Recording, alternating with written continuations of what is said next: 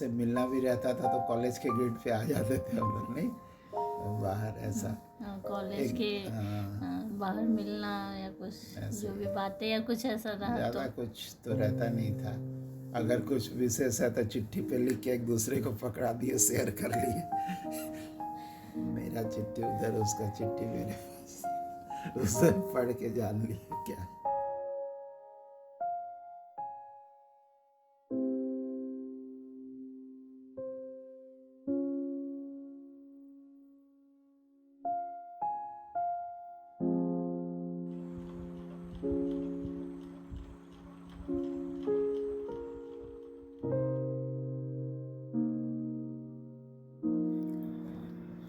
हाँ तो वही फर्स्ट टाइम देखे, रेलिंग पे हाथ रख के ऐसे नीचे देखते हुए, तो थोड़ा हमको भी अट्रैक्शन हुआ, अच्छा लगा।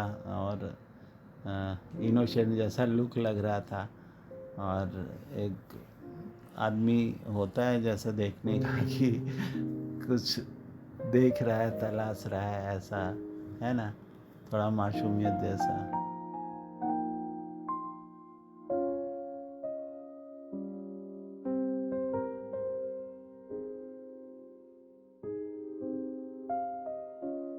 उस दिन 16 मार्च था, संडे था, तो एग्ज़ाम देने गए।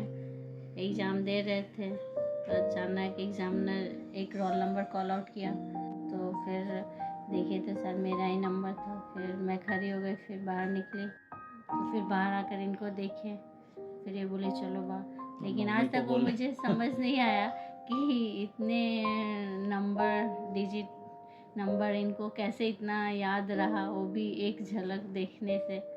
वो अभी तक वक्त और समय का ये वो चीज़ है चीज़ का कि किसी क्वालिटी। चीज़ को आदमी जैसे देख लिया तो मेमोराइज हो जाता है, तो याद आ गया।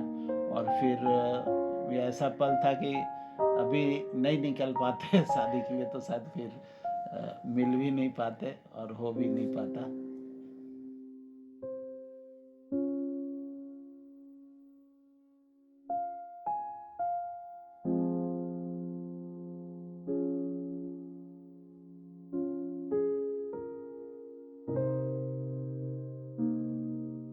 जैसे कि रास्ते पे हम चलते हैं तो कभी कभी रास्ता ख़राब भी है, तो फिर उसको पार करने के बाद अच्छा आता है। तो वह इसी तरह लाइफ भी है, अप एंड डाउन्स आते रहते हैं। उसको अगर इंजॉय की तरह हम गुजरते हैं तो अच्छा है।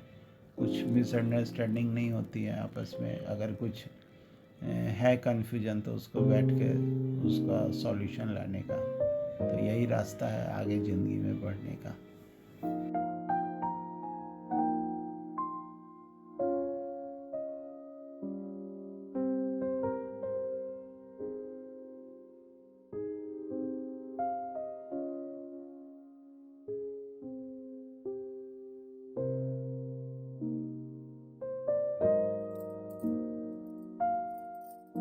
कपल में क्या है, वो सेंट्रिक लव होता है कि आदमी फिर बच्चे नहीं है तो अपने पास दो ही आदमी है, तो दो ही आदमी में टाइम स्पेंड करने का है। और फिर पेरेंट्स बनने के बाद बच्चे आते हैं तो उनके समय हमें शेयर करने का, या फिर हैप्पीनेस शेयर करने का, या बहुत ऐसा चीज़ है जो शेयर हम करते हैं। तो हमारे सामने होते बच्चे, या फिर उसके रिगार्डिंग अब धीरे धीरे क्या है कि जो मीन्स कि टाइम है हमारा, जो पहले सेंट्रिक था, अब धीरे धीरे एक्सपेंड होता है। ठीक है, और इस तरीके से देखिए, ऐसा देखा जाए तो जैसा ऐसे एज ए पेरेंट्स बनने के बाद तो आपस में नोक झोंक भी होता है, बहुत तरह की प्रॉब्लम भी फेस करना पड़ता है, लेकिन फिर भी है, अच्छा है। प्रॉब्लम नहीं है, एक तरह का चैलेंज रहता है। डिफरेंट वे में आया। अभी नया बच्चा है तो कभी बीमार लग गया, अभी ये है ठंडा लग गया अच्छे से रखने का, ये है स्वेटर पहनाने का, तो ये सब छोटा छोटा, लेकिन उसको बेहतर तरीके से मैनेज करने का। तो फिर ये क्या है, ये बना रहता है, नोक झोंक भी वो प्यार में बदल जाता है।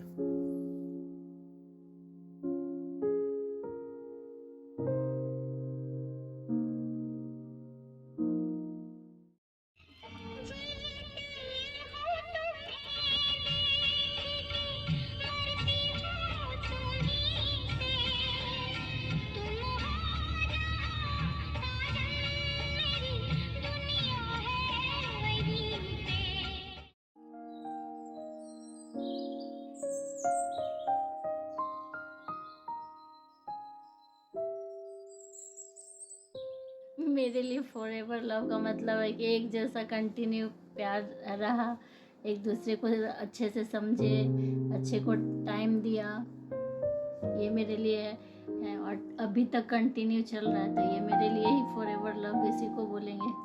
हाँ वही है, फॉरएवर लव में क्या है कि वो एक दूसरे का केयरिंग और फिर वो इमोशन लव ये सब बना रहे, एक दूसरे का पसंद mentally नापसंद समझना जानना, केयर करने का, रिगार्ड करने का। और ये किसी चीज़ पे डिपेंड नहीं है कि ऐसा, मतलब ये खुशी का माहौल है तो हमारा प्यार ज़्यादा होगा, दुख का माहौल है तो प्यार कम होगा, ऐसा नहीं है। हर परिस्थिति में, हर तरह से, हर मोमेंट में एक दूसरे का जो केयर है, रिगार्ड्स है, वो बना रहे। यही है Forever फॉरएवर love। लव अपने लिए मीनिंग।